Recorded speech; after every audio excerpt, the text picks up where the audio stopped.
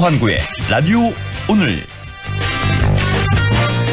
여러분 안녕하십니까, 허환구입니다. 정부의 부동산 대책이 점점 강도를 더해가고 있습니다. 저희 부동산 매거진 시간에도 자세히 다뤘었죠. 다음 주 월요일 이달 20일부터 시가 9억 원을 넘는 고가주택을 가진 사람들은 어디서도 전세 대출을 받을 수가 없게 됩니다. 20일 이전에 전세 대출을 받은 고가주택 보유자는 만기에 대출을 연장할 수는 있습니다. 하지만 전셋집을 이사하거나 전세 대출을 늘리게 될 경우에는 신규 대출로 간주돼서 대출 연장이 허용되지 않습니다. 본인은 전세 대출을 받아 살면서 세입자가 있는 고가주택을 사들이는 일명 갭 투자를 원천 차단하겠다는 거죠. 정부의 잇따른 고강도 부동산 대책이 일부 지역의 집값 과열을 과연 막을 수 있을지 지켜봐야겠습니다. 1월 16일 목요일 라디오 오늘 광고 듣고 시작합니다.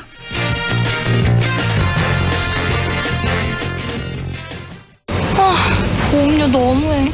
저 여기서 내려요. 네? 저기 보험 클리닉에서 내려요.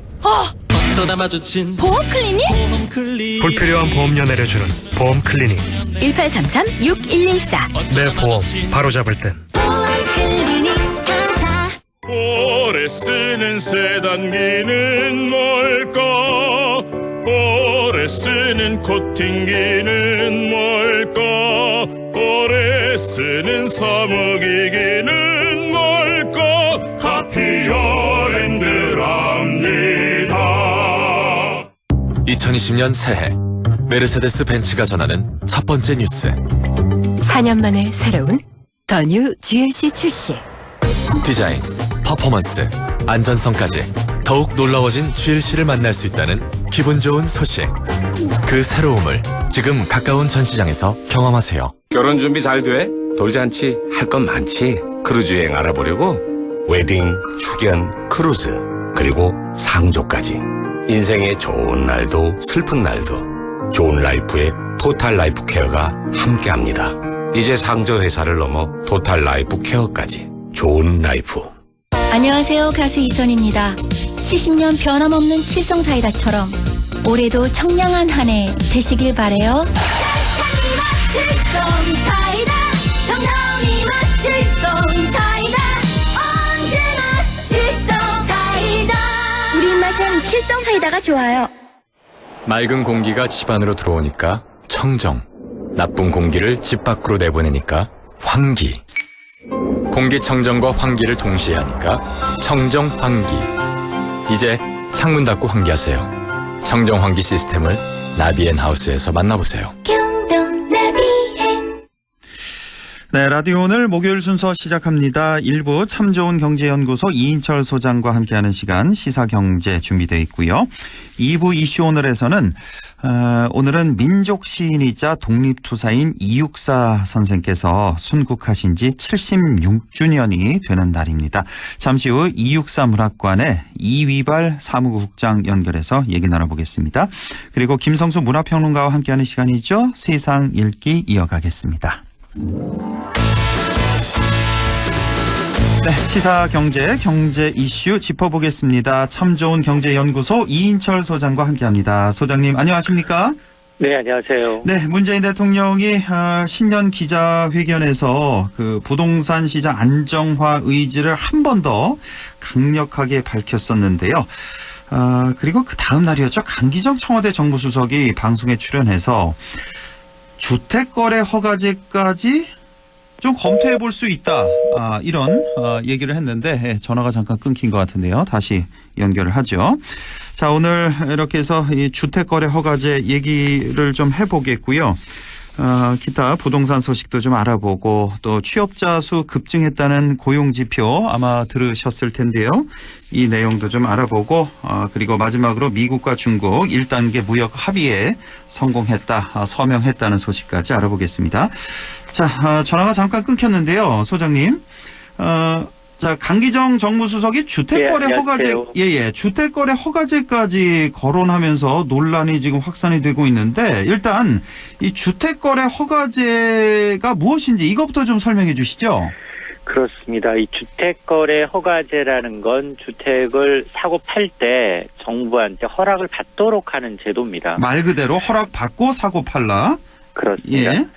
이게 설마 했던 일이 실제로 이제 청와대 고위 관계자의 발언을 통해서 전해진 건데요. 네.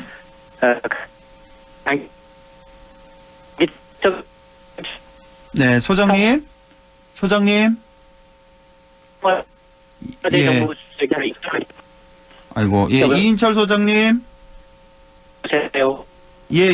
전화 상태가 네, 지금 네. 많이 안 좋은데요. 저는 잘 들리는데요. 예. 지금 계속 안 들렸는데 예. 전화를 다시 한번 끊고 저희가 다시 걸겠습니다. 예. 지금 상태가 예. 많이 안 좋은데. 예. 전화를 끊어 주시죠. 자, 문재인 대통령이 신년 기자회견 지난 화요일에 있었죠. 그저께 신년 기자회견에서 부동산만큼은 반드시 잡겠다는 언급을 했고 그 다음날 바로 강기정 수석이 방송에 출연해서 모든 수단을 다 쓰겠다. 주택거래 허가제라는 것까지도 지금 생각할 수 있는 때 아니냐 이런 발언을 해서 좀 논란이 되고 있는데요. 그 소식 자세히 좀 알아보겠습니다. 사실 주택거래 허가제라는 게 가장 좀 강력한 수단이 아니냐. 부동산 대책에 있어서 거의 사회주의에서나 나올 법한 그런 대책 아니냐. 이런 얘기가 있어서요. 이 내용 좀 자세히 알아보도록 하겠습니다. 그리고 오늘이었죠. 국토부에서 또 관계자가 나와서 차관으로 제가 기억하는데 공식적으로 이 주택거래 허가제를 검토한 적은 없다라고 밝혔는데 좀 자세히 알아보겠습니다. 소장님. 네, 안녕하세요. 예. 계속 말씀 이어가 주시죠. 주택거래 허가제가 무엇인지. 그렇습니다. 주택거래 허가제라는 게 이 주택을 사고 팔 때 정부한테 이제 허락을 받도록 한 제도인데 예. 어제 이 강기정 청와대 정무수석이 한 라디오 인터뷰에서 우리 정부가 이 사실 주택거래 허가제에 대해서 귀를 기울여야 한다라고 얘기를 한 겁니다. 예. 사실상 이제 주택거래 허가제 검토를 이제 시사한 것인데요. 그런데 이 주택거래 허가제는 앞서 노무현 정부 시절이었습니다. 지난 2003년에 당시에 이제 토지 공개념 도입 방침을 밝히고 그 일환으로 이 주택거래 허가제 도입을 검토했습니다만 위헌 소지와 이 반발이 심해서 네. 이 주택거래 허가제가 아니라 신고제로 바꾼 바가 있습니다. 한 단계 낮춰서 신고제로. 그렇습니다. 예. 지금도 신고제는 하고 있고요. 예. 그런데 이제 이 김현미 국토부 장관도 요 며칠 새 바로 하루 전이었죠. 반대의 목소리를 냈고요. 청와대도 이제 반나절 만에 추진할 생각이 없다라고 해명을 한 겁니다. 예. 이유는 지금 부동산 포탈과 같은 이제 소비자들이 강하게 반발하고 있는데요. 자유시장 경제 체제에서 이 도입 국가가 없을 뿐만이 아니라 이 공산주의, 사회주의로 회귀하려는 게 아니냐라는 이제 강력한 비판이 쏟아지니까 예. 이제 급하게 이제 청와대와 정부가 진화에 나서고 있는 셈입니다. 그러니까 말 그대로 이게 투기인지 이 매매가 주택 매매가 투기인지 실수요인지 이게 정부가 좀 판단해서 거래를 허가하겠다 뭐 이런 얘기인 것 같은데 투기 억제 정책 중에서는 거의 가장 강력한 정책인 것 같네요. 느낌상. 맞습니다. 그렇죠? 이거는 예. 뭐 허가를 안 하면 주택 매매 자체가 불가능하기 때문에. 예. 네. 자, 대통령이 이제 문재인 대통령이 부동산 투기와의 전쟁을 선포한 만큼 추가로 나올 만한 규제 체계도 관심이 지금 쏠리고 있는데요. 주택거래 허가제는 아직 좀 이른 것 같고 이 외에도 어떤 규제책이 있을까요? 그렇습니다. 지금 오늘이 정확하게 이제 12.16 대책 발표 한 달을 맞고 있는데 예. 정부는 뭐 계속해서 이제 대통령부터 나서서 강력한 추가 대책을 예고하고 있죠. 네. 만에 하나 정부가 새로운 부동산 정책을 내놓는다면 매매가 9억 원 이하 주택의 어떤 매매 수요를 좀 억제하는 방안이 되지 않겠느냐라는 관측인데요. 9억 원 이하 주택까지요? 지금까지는 이제 그렇습니다. 9억 원 이상 주택을 대출을 좀 조이는 방식이 있는데. 맞습니다. 예상되는 추가 부동산 대책을 좀 살펴보면 어제 강기석 기정수석이 뭐라고 얘기했냐면 지금 대출 규제 기준이 현재는 15억 원 이상 이 집을 주택을 대상으로 하고 있지만 이걸 9억 원까지 낮춰도 된다라고 생각한다. 이렇게 얘기를 했거든요. 예. 그래서 풍선 효과를 막기 위해서 이 대출 금지 주택의 기준을 9억 원 이하로 가져갈 수 있다라는 거고요. 이외에도 뭐 보유세 부담을 좀 강화하는 방안, 또 1주택자의 보유세를 좀 강화하는 방안, 또 재건축 연한을 확대하는 방안, 그리고 전월세 상환자나 계약갱신 청구권 등을 도입하는 방안 등이 이제 유력하게 이제 거론이 되고 있습니다. 네, 지금 대출 규제를 15억 원 이상일 경우에는 아예 한 푼도 대출이 안 나가는 거고 9억 이상 15억 이하 그 사이에 있는 주택 같은 경우에는 LTV 20%를 적용한 상태고요. 그나저나 이제 12, 16 대책이 나온 이후에 전월세 값이 뭐 들썩인다는 뉴스가 나오는데 그래서 대통령도 엊그제 또 언급을 한 걸로 알고 있고 그래서 뭐 전세 조만간에 전세 대책은 좀 나올 것 같은 그런 생각이 좀 들고요. 자, 말씀하신 이런저런 대책이 나온다면 급격히 오른 서울 집값이 원상 회복이 가능할까요? 사실 전문가들 뭐 10명 가운데 이제 8, 9명이 효과에 이제 의문을 제기하고 있습니다. 네. 이유는 나올 대책이 대부분 수요 억제 규제책이다라는 겁니다. 네. 공급보다 투기에 초점이 맞춰져 있는데요. 근데 18번의 대책이 나오면서 이 초강력 규제책이 발표된 이후에 잠시 주춤했다가 다시 집값이 들썩이는 패턴이 반복되었습니다. 정부 정책에 대한 내성과 풍선 효과만 커지고 있다라는 지적이 나올 수밖에 없는데요. 네. 만에 하나 뭐 이 현 정부 동안 지금 20% 넘게 오른 서울 집값이 원상복구되면 어떤 일이 벌어지느냐. 물론 현재 집값이 비정상적으로 많이 올랐기 때문에 하향 안정세야 되는 건 맞지만 네. 집값이 오를 때보다 집값이 급락할 때 사회적 혼란과 부작용이 더 크다라는 겁니다. 예. 집값이 폭락할 경우 담보 가치가 급락하게 되고요. 금융권이 부실하게 됩니다. 이건 경제 위기의 단초가 돼서 이게 이제 잃어버린 20년 일본이 이런 식으로 장기 침체를 겪었기 때문에 네. 오히려 더 위험해질 수 있다라는 건데 이 전공법이라는 게 이제 재건축, 재개발 이 규제를 풀어서 도심 공급을 늘리되 특히나 임대주택 공급을 확대해야 된다라는 거고요. 네. 그리고 다주택자들, 임대사업자들이 지금 구조적으로 잠긴 매물이 200만 채가 됩니다. 예. 이걸 좀 유도하는 정책이 나와야 하고요. 무엇보다 이 1100조 원에 달하는 시중 유동성이 지금 부동산 이외에 주식이나 다른 자산은 흘러가지 않고 있습니다. 네. 지금 주식도 지금 코스피가 2200선으로 올라와 있지만 지수만 오르지 개인들의 참여가 없다는 겁니다. 그러니까 옛날처럼 뭐 재형저축처럼 저축을 해서도 꾸준히 자산을 불릴 수 있다라는 그리고 이제 그동안 일몰을 많이 없애버린 이제 펀드와 같은 상품에 대해서 이 유동자금을 좀 이제 흘러갈 수 있도록 좀 물꼬를 트는 것도 중요해 보입니다. 그러니까 대통령께서 언급한 그 원상 회복시키겠다는 발언은 어떤 정부의 의지를 나타낸 거지 진짜 실제적으로 원상 회복이 된다면 우리 사회 혼란은 더 커질 것이다 이렇게 보시는 거네요? 그렇습니다. 아하, 그렇군요. 너무 지나치게 규제를 가한다면 자칫 경제 전체를 좀 침체시킬 수도 있으니까 어떤 투기 수요만 잡는 그런 묘책을 내놔야겠고요. 자, 다음 소식 보죠. 지난해 전체 고용 지표가 어제 발표가 됐는데요. 취업자 수가 급증하면서 고용률은 통계 작성 이후 최고치를 기록했다고요? 그렇습니다. 지난해 이 취업자가 2년 만에 30만 명대를 기록을 했습니다. 이 고용률은 22년 만에 가장 높았는데요. 네. 통계청에 따르면 지난해 연간 취업자 수가 1년 전보다 30만 1000명 증가했습니다. 2018년에 증가폭 9만 7천 명의 3배를 웃도는 수준이죠. 예. 이러다 보니까 이제 고용률이라는 건 15세 이상 인구 가운데 취업자의 비율을 의미하는데요. 우리나라의 지난해 고용률은 60.9%를 기록해서 1년 전에 비해서 0.2%포인트 높아졌는데 이게 1997년 이후 가장 높았다라는 겁니다. 때문에 정부는 이제 전반적으로 고용 여건이 뚜렷하게 개선이 됐다.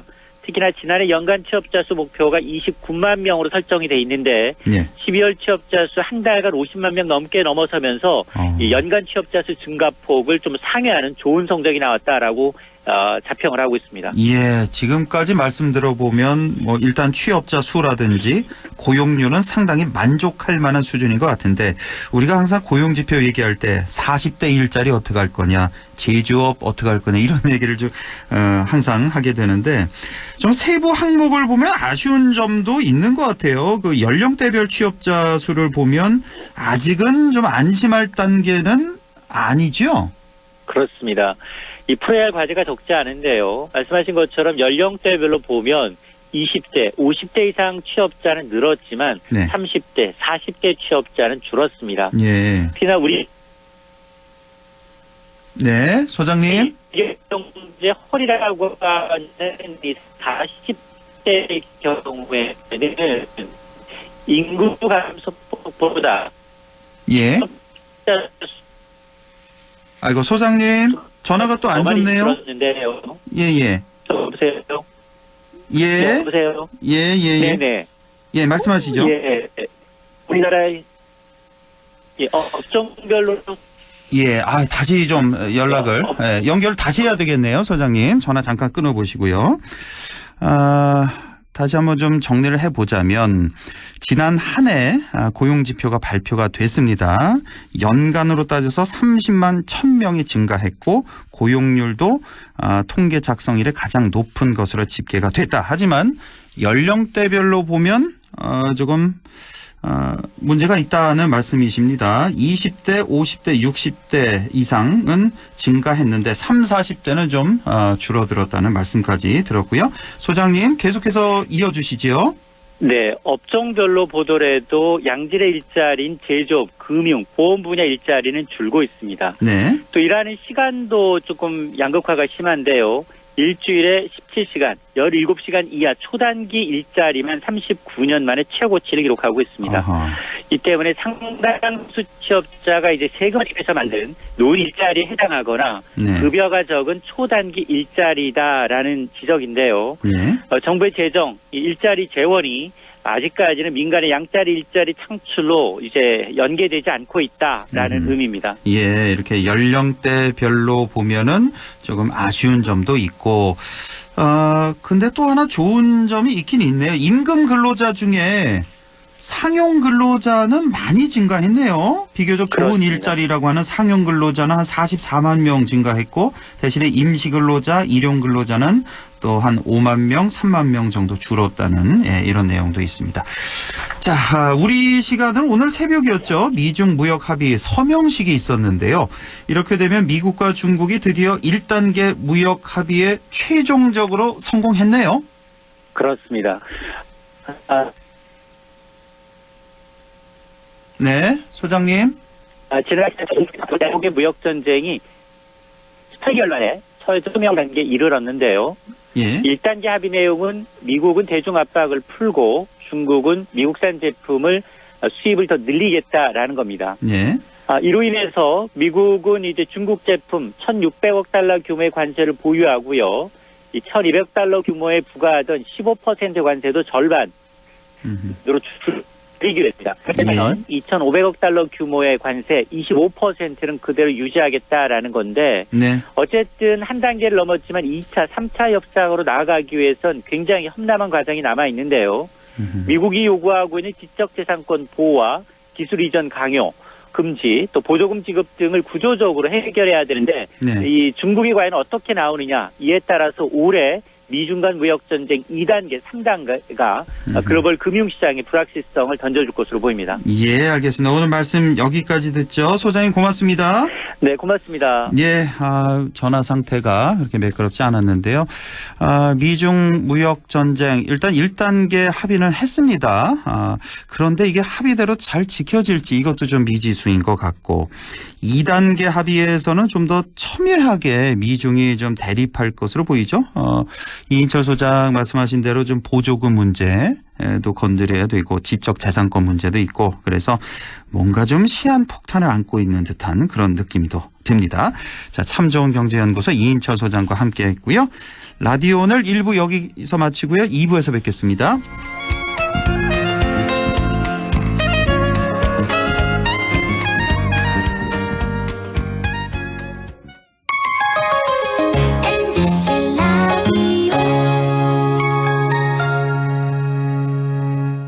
세계 최대의 유통회사가 어디죠? 월마트. 그럼 월마트가 중수도시의 작은 회사로 출발한 것도 아세요? 물론이죠. 여기에 미래를 열어가는 우리 지역의 유통회사가 있습니다. 어디죠? 바로 마음을 전해주는 곳 하나가 홈마트가 고객 곁에 있습니다. 바로 고객님의 손으로 키워주신 곳입니다. 고객의 믿음으로 크는 회사 하나가 홈마트.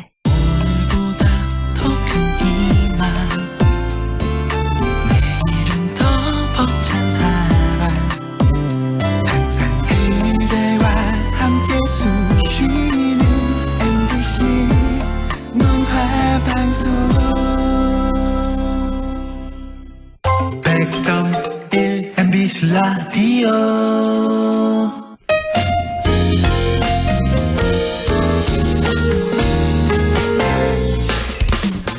여러분께서는 안동 MBC 시사정보 프로그램 허환구의 라디오 오늘을 듣고 계십니다. 저는 사생결담 강재입니다.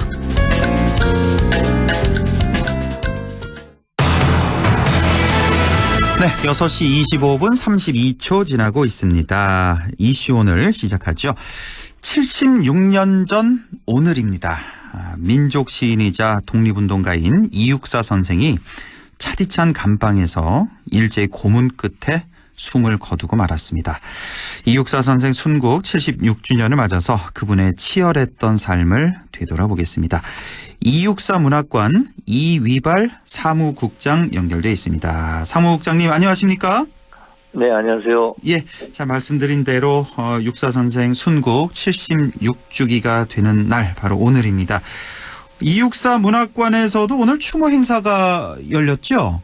예, 그렇습니다. 오늘 그 육사 선생님이 1944년 1월 16일 중국 베이징 일본 총영사관 감옥에서 이제 순국하신 지 76주년이 되는 날이어서 오늘 이제 주념식이 열렸습니다. 예, 육사 선생의 그 따님 이옥비 여사도 함께 하셨나요?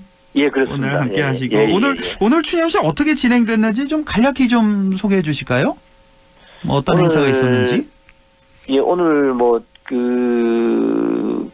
안동 시민 여러분들도 많이 참석을 하셨고요. 예. 여기 또 그리고 안동의 그 문인 단체뿐만 아니고 이육사 추모 사업회 또 회원분들 굉장히 그 많은 분들이 참석을 하셨습니다. 예. 예. 그렇군요. 예. 예. 자, 이육사 선생은 뭐 우리 다 알고 있죠. 독립투사이자 민족 시인으로 잘 알려져 있는데 또 하나가 이제 육사 선생의 퇴계 이황 선생의 또 후손이라는 거, 그리고 친인척과 혼맥으로 이어진 분들 가운데서도 또 독립운동에 헌신하신 분들이 많은 걸로 알고 있는데 좀 소개를 좀 해주시죠. 예. 그 육사 선생이 정확하게 이야기하면 퇴계 이황 선생이 14대 손이고요. 예. 그다음에 이제 친척 중에는 이제 경술국치에 이제 단식으로 항거했던 향산 이만두 선생이 바로 이제 친척이시고, 그다음에 이제 봉경 이원영 목사라든가, 우송 이교 선생이 있고요.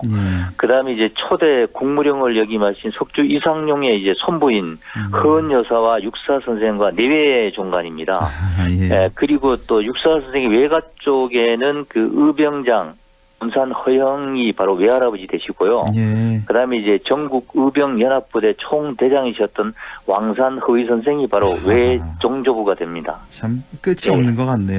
다 소개해 주신 건가요? 아니면 일부만? 아니요, 조금만 소개했습니다. 예, 맞습니다. 일부만 소개해 주신 게 이 정도입니다. 그러니까 친인척 중에 이렇게 독립운동가가 이렇게 많은 집안이 또 있을까 싶을 정도로 굉장히 많습니다. 독립운동가 정말 많은 그런 집안인데 육사 선생이 처음 투옥이 된 게 이제 1927년 10월 18일이죠.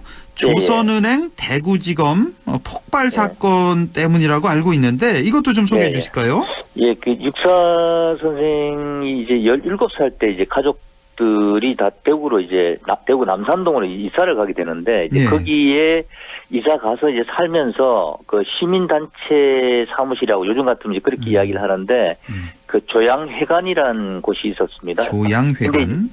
거기에 이제 드나들면서 이제 독립운동가들과 같이 이렇게 만나게 되는데 거기에서 이제 만났던 분들이 이제 석정 윤세주 선생, 그다음에 이제 조재만 독립운동가였죠. 그분들을 이제 교류를 하면서 이제 그 당시에 이제 대구 이제 그 조선은행에 이제 폭탄 투척 사건이 터지게 되는데 이제 그 사건에 연루되면서 이제 대구 형무소에 이제 갇히게 됩니다.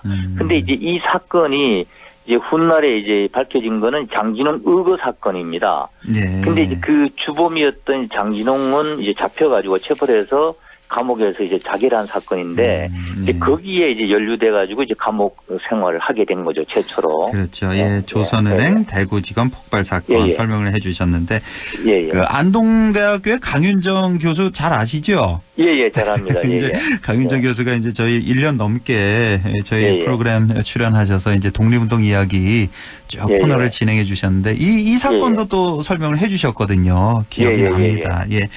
자, 우리 육사 선생 하면 이제 호, 육사가 예, 예. 호라는 거 이제 다들 알고 예, 계실 예, 예, 테고 대구 형무소 수감 당시의 죄수 번호라는 거 264번. 예. 자, 그런데 이 육사라는 호가 한자로는 몇 차례나 지금 이게 바뀌게 된다면서요? 예. 그러니까 이제 처음 이제 이제 수감된 이제 사건이 장준우 의혹 사건이 이제 수감된 건데, 근데 이제 그 수감되면서 이제 일반 사람들은 지금 어떻게 알고 있냐면 264 이제 수임 번호는 맞는데, 근데 264 번호가 이제 아라비아 숫자로 알고 있는데 그 당시에 일제 때는 그 수임 번호를 한자로 썼어요. 그러니까 도이자, 여섯 육자, 넉사자입니다. 그 수임 번호를 이제 받은 거예요. 그래서 이제 수임 번호를 받고 육사 선생님이 이제 그 호를 지을 때 자기 이제 수임 번호를 이제 호를 짓게 되는데 처음에는 그 육사 선생님이 그 육사를 그러니까 육자를 이제 그 죽일 육자를 썼어요. 죽일 육자. 죽인다는 육자를 썼고 그다음에 사자를 역사 사자를 썼으니까 굉장히 강하죠. 역사를 죽인다는 뜻이잖아요. 엄청나게 강하죠. 그냥 일제 강점기 때니까 이제 그 나라를 빼앗겼으니까 이 역사를 죽여서라도 우리나라를 찾아야 되겠다는 그런 의지가 또 포함이 돼 있었던 거겠죠. 너무 우리 역사가 치욕적이다. 그래서 이 역사를 죽여야 된다. 다시 태어나야 된다. 우리 역사가. 그렇죠. 그다음에 이제 또 쓰신 게 이제 고기육자에 설사사자를 썼어요. 설사사자요? 설사사자를 고기육자에. 굉장히 좀 어떤 면에서 보면 좀 희화화하는 그런 그 이제 호를 쓰신 거죠. 그러니까 왜 그러냐면 너무 허무하잖아요. 그러니까 이제 아마 그런 쪽으로 아마 쓰셨던 것 같은데 결국에는 이제 그게 이제 주변에서 이제 너무 이제 강하고 좀 그러니까 이제 다른 쪽으로 또 한번 이제 써봐라 이래가지고 이제 쓰신 게 뭐냐면 이제 땅육자에 이제 그 역사사자를 쓰신 거예요. 지금 이제 이육사 선생님 이름 쓸 때 이게 땅육자 역사사자. 그다음에 역사사자를 쓰신 거예요. 이런 또 히스토리가 있군요. 그렇죠. 그러니까 숫자로 된 264 그 한자로 그렇게 이제 수임 번호였는데 아라비아가 처음에는 아니고 한자, 한자였고. 근데 처음에는 이거 우리 역사 너무 치욕적이다 그래서 죽일 육자에 역사 사자를 쓰기도 했고 고기 육자에 설사 사자, 설사 사자를 쓰기도 했고, 근데 최종적으로는 이제 땅 육자에 역사 사자를 쓰셨다는 거. 자, 우리가 뭐 초등학교 때부터 배운 것 같네요. 학창 시절에 광야라든지 절정, 청포도 같은 이런 시를 통해서 이육사 선생을 처음 만나신 분들 많이 계실 텐데, 시인으로서 이육사는 어떤 분이셨습니까? 그러니까 그 육사가 이제 제일 이야기하면 이육사는 이제 저항신이고 그다음에 민족시인이고 이렇게 이제 처음에 이제 앞에 불리게 됩니다. 요즘 지금도 마찬가지지만 근데 그 불린 의미가 있습니다. 왜 그러냐면 그 육사 스님이 직접 쓰셨던 그 계절의 오행이라는 그 수필에 보면은 그 이렇게 쓰셨습니다. 그 문장이 하나 나오는데 나는 시를 쓴다는 것도 하나의 행동의 연속이다. 이런 문장이 나옵니다. 그 문장의 뜻을 해석을 하면은 육사는 결국은 몸으로도 투쟁을 이제 그 나라를 지키기 위해서 투쟁을 했지만 결국은 시를 통해서도 정신적으로 저항 의식을 길렀다. 이렇게 해석할 수가 있겠죠. 그래서 여기서 시를 쓴다는 것도 하나의 행동의 연속이다라는 뜻이 여기 행동이라는 게 이제 독립운동 이걸 뜻하는 거네요. 시를 쓰면서 나는 독립운동을 하겠다. 저항을 하겠다. 그 몸도 하지만 정신도 같이 한다. 이런 뜻이 담겨 있죠. 그래서 이제 육사의 뭐 철학이라고 할 수도 있고 정신이라고 할 수 있는 부분이 뭐냐면 바로 이제 지행일치라는 건데요. 지행일치. 결국에 지행일치는 알지자에 행할 행자입니다. 그러니까 내가 배운 만큼 그대로 행동으로 옮긴다는 이야기입니다. 그래서 그 의식이 바로 선비 정신에서 출발했다고 볼 수 있습니다. 그렇군요.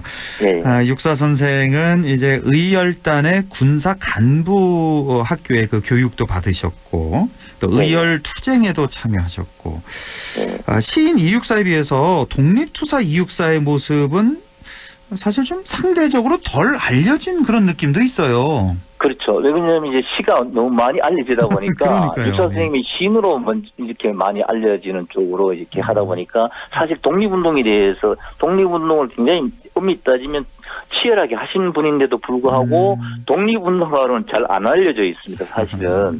그런데 이제 그 왜 그러냐 하면 그 육사 선생의 독립운동은 이제 지령에 의해 가지고 지령을 받고 수행을 하고 그다음에 그 수행한 거를 또 흔적을 다 없앴죠.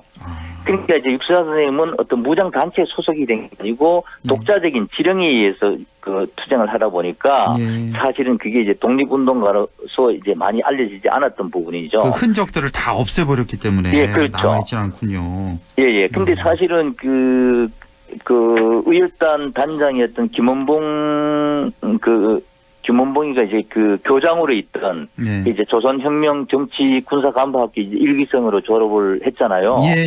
근데 그 졸업을 하고 난 뒤에 그 온몸을 이제 던져서 사실 그 죽는 순간까지 이제 그 엄밀한 독립운동을 하셨는데 근데 그 과정이 이제 그 예를 들어서 이제 밀정 형식으로 해서 어느 한 사람을 이제 예를 들면 이제 그 일본 순경을 아니면 일본 사람을 죽여라든가 이러면 본인이 직접 이제 수행을 하고 그것도 흔적을 없애고 아니면 예를 들면 무기 반입을 또 했다든가 이런 것도 이제 다 이제 독립운동을 하셨는데 이제 그런 자료들이 이제 하나도 남아있지를 않는 거죠.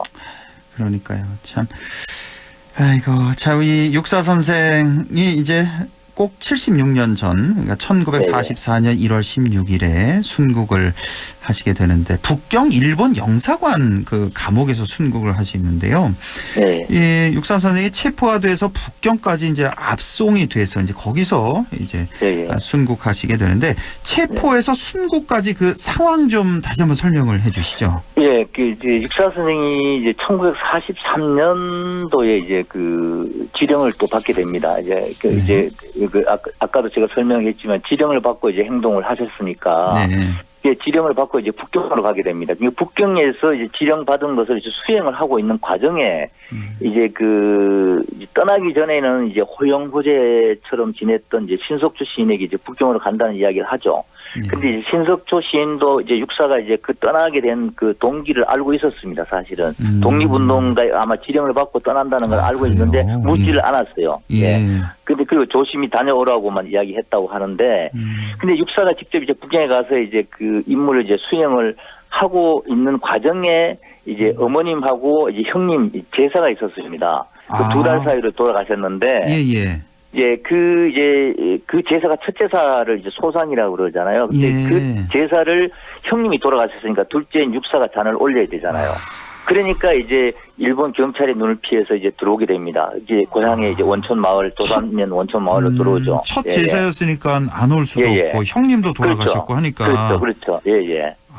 그래서. 그러니까 근데 그 당시 이미 육사는 그 일본 경찰의 요주의 사찰 대상자였습니다. 그렇죠. 그러니까 아마 그 일본 경찰도 굉장히 그 주시를 하고 있었겠죠. 그런데 이제 육사가 고향에 와서 이제 제사를 잘 모시고 다시 이제 또 북경으로 가야 되잖아요. 근데 이제 서울에 있어서 이제 숨어 있다가 결국엔 발각돼 가지고 이제 체포가 되는 거거든요. 그럼 아마 제가 생각할 때는 아마 일본 경찰이 아마 요주의 사찰 대상자였기 때문에 주시를 하고 있었던 것 같습니다. 그래서 체포가 된 건데, 그래 이제 결국에는 이제 그 체포가 돼서 이제 그 신문을 하니까 이제 사건 자체가 이제 북경에서 일어난 사건이잖아요. 그러니까 일본 경찰이 이제 그 북경에 있는 일본 총영산 감옥소로 이제 이송 조치를 하게 되는 거죠. 그렇군요.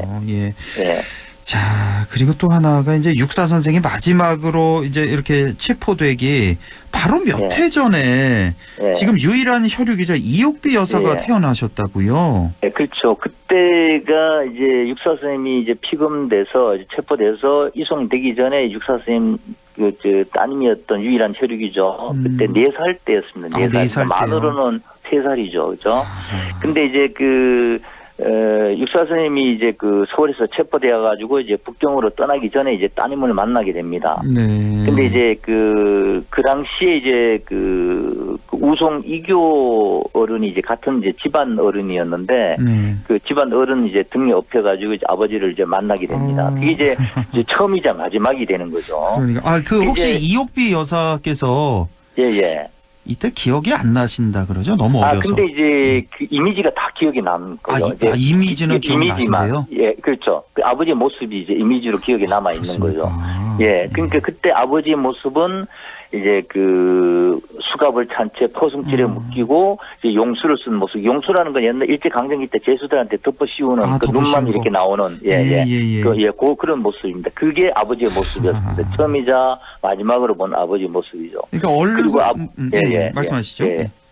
그 아버지가 이제 그 육사 선생님이 이제 따님한테 아버지 갔다 오마, 잘 다녀오마 하는 게 따님한테는 마지막 유언처럼 돼버렸죠.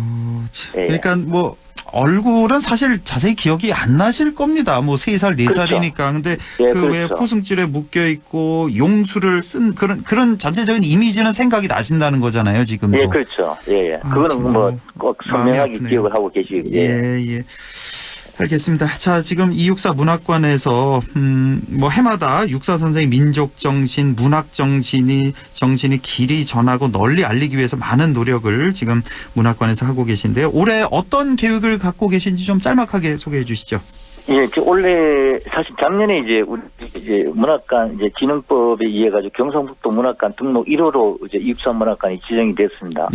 그런데 그 거점 문학관으로 지정이 되면은 그 문학관으로서 위상이 굉장히 높아질 것으로 예상을 하고 있는데, 그 우리가 항상 그 문학관에서 해오던 문학 축제는 연중 행사로 계속 열리고요. 그다음에 중요한 프로그램이 상주 작가 프로그램이라는 프로그램이 진행이 되고, 그리고 그 264 아카데미 프로그램은 264 문학관 해설사를 양성하는 그런 프로그램입니다. 그래서 앞으로 계속해서 문학관 찾아오시는 분들한테 상시적으로 해설을 할 수 있는 그런 프로그램을 진행을 하고, 그래서 앞으로 그 264 문학관이 좀 다채롭게 그 행사가 진행이 될 것 같습니다. 알겠습니다. 오늘 264 순국 76주년을 맞아서 인터뷰를 해봤습니다. 264 문학관의 이휘발 사무국장과 함께했습니다. 사무국장님 고맙습니다. 예, 감사합니다.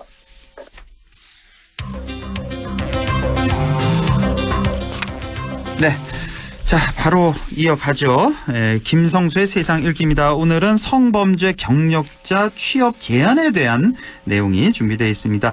김성수 문화평론가와 함께하죠. 안녕하십니까? 안녕하세요. 김성수입니다. 이 성범죄 경력자 이 뉴스에서 나오면 항상 느끼는 게 이 성범죄자는 적어도 우리 어린 학생들 관련 업종에는 좀 제한을 시켜야 되는 거 아니야? 항상 이런 생각을 했었어요.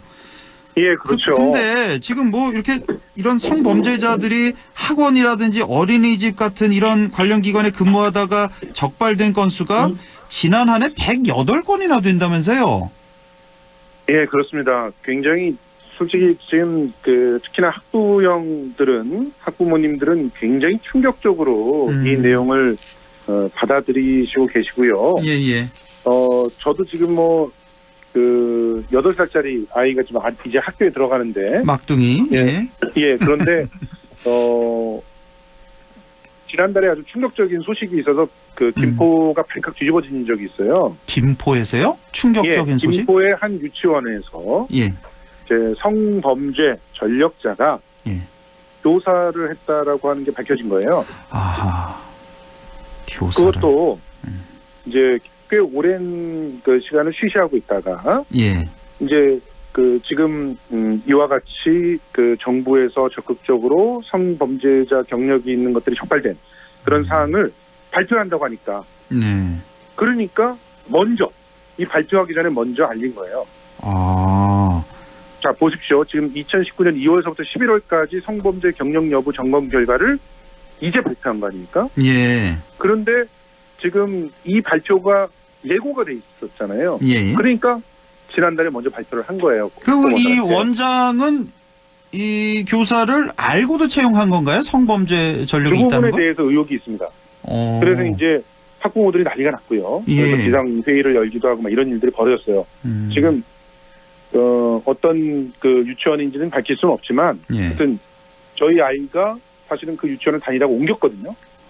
옮긴 것이 너무나 다행이다 라는 생각이 드는 그런 상황이었는데 일단 아동 청소년 성보호에 관련 법률을 들여다보면요. 취업 제한 기간 중에 있는 성범죄 경력자는 아동 청소년이 주로 이용하는 기관을 운영하거나 해당 기관에 취업을 전혀 할 수가 없습니다.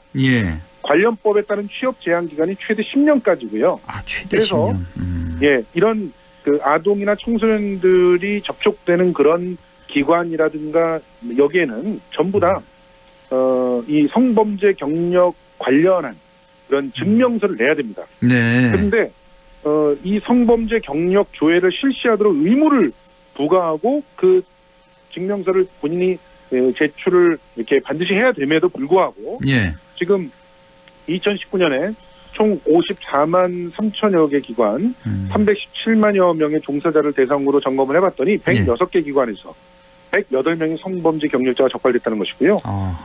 2018년과 비교하면 그래도 적발 기관이 58개 줄어들었고 적발 인원이 55명 감소한 것이긴 하지만 여전히 그래도 충격적인 그런 소식이라고 볼 수 있습니다. 그렇네요. 2018년에 비해서 2019년은 뭐 기관이라든지 적발 인원 뭐 많이 감소를 했긴 했습니다만 다행히 그래도 지금 이렇게 생각해 보면 공교육 시설에서는 좀 덜할 것 같은데 뭐 사교육 시설 있잖아요. 특히 좀 소규모 사업장에서 좀 이런 일이 좀 많이 있을 것 같은 생각이 드네요. 그렇죠. 아까 말씀드렸던 유치원 같은 경우도 지금 현재는 사교육 시설로 들어가죠. 사립 유치원은 이 사교육 시설에서 무려 30.5% 정도 적발이 된 거고 체육 시설도 23%나 됐고요. 이제 경비업 법인이 11% 그리고 학교도 9.26%나 됐습니다. 10명이나 적발이 됐고요. 아동 청소년이 애용하는 PC방 등의 게임 시설 제공업에도 7명이 적발됐는데 이 부분도 굉장히 유념해야 되는 그런 상황입니다. 그렇군요. 이 성범죄 경력 조회를 하도록 의무화하고 있는데도 이렇게 많다는 게 좀 이해가 안 가는데 자 일단 지금 법에 의하면 이런 일이 만약에 적발이 되면은 처벌은 어느 정도입니까? 적발된 성범죄자에 대해서는 종사자일 경우에는 해임되거나 하게 되고요. 이제 운영자일 경우에는 운영자 변경 또는 기관 폐쇄 조치가 내려집니다. 그래서 108명 중에 종사자가 58명이었어요. 그리고 운영자가 절반 가까이 됐습니다. 50명이나 됐어요. 그래서 58명은 전부 해임됐고 41개의 기관이 폐쇄됐고요. 9건은 운영자 변경 조치로 처분이 되는데 정당한 사유 없이 해임을 안 하거나 기관 폐쇄를 안 하거나 운영자 변경을 하지 않았을 경우 1,000만 원 이하의 과태료 또는 직권 말소 처분이 부과됩니다. 근데 이게 좀 약하다는 얘기들이 계속 나오고 있고요. 그래서 여성가족부에서는 적발된 아동청소년 관련 기관의 명칭, 주소 등의 정보를 국민이 누구나 쉽게 확인할 수 있도록 온라인 성범죄자 알림기에 공개할 예정이고요. 이런 공개가 오히려 더 무서운 그런 결과가 될 수 있다라고 얘기는 하고 있지만 그래도 학부모들의 마음은 좀 찝찝하기는 여전하다 이렇게 볼 수가 있죠. 그러니까요. 뭐 이게 적발되면 일단 당사자 같은 경우는 해임이 바로 되는 거고 운영자 같은 경우는 뭐 기관 폐쇄까지 이렇게 조치가 내려지는데 이게 뭐 강하다면 강하게도 볼 수 있지만 글쎄 이 처벌이 좀 너무 약한 거 아니냐는 생각이 드네요. 저도 좀 더 강력한 처벌이 있어야 될 것 같은데요. 그 지금 현재 이런 것들은 전부 다 행정적인 조치잖아요. 그리고 기껏해봤자 최대가 1,000만 원 이하의 과태료하고 직권 말소예요. 물론 기관으로 운영을 하고 있다가 직권 말소가 되면 여태껏 들였던 돈이나 이런 것들 때문에 굉장히 어려워진다라고 말을 할 수도 있겠지만 실제로 그 이용자들이 받는 충격이라든가 혹은 성범죄자들은 재범률이 굉장히 높지 않습니까? 그러니까요. 그렇기 때문에 어떤 그 범죄가 어떻게 또 그 재범이든 초범이든 이 성범죄는 겉으로 노출되는 그런 퍼센티지가 굉장히 낮아요. 그렇죠. 본인 스스로가 그러니까 피해를 당한 사람이 자신의 피해 사실을 적극적으로 잘 알리려고 하지 않기 때문이죠. 그러니까요. 그렇기 때문에 결과적으로 지금 그 현장에서 그 학부모들의 주장은 형사적인 책임까지 물려야 된다 이렇게 얘기를 하고 있어요. 근데 고의로 은폐를 하거나 한 것이 아니라면 형사 책임을 묻기가 어렵고 또 재판에 가서 고의성을 입증하기도 되게 어려워요. 자기는 몰랐다 그러고 발뺌을 해버리면 알기가 어려운 상태거든요.